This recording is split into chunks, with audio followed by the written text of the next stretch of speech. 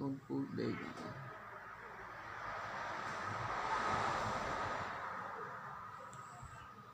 con đằng nghe bà nó con trong vị nền tí nó cô ta bảo đảm vị trí vật cồn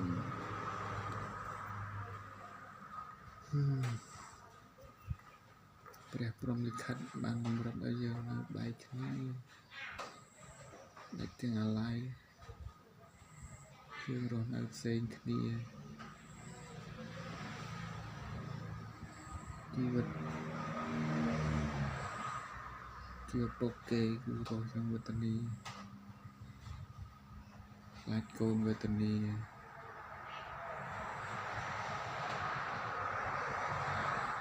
ពេលដែលយើងបែកបាក់គ្នាអ្នកដែលចាញ់មិនតែកូនទេ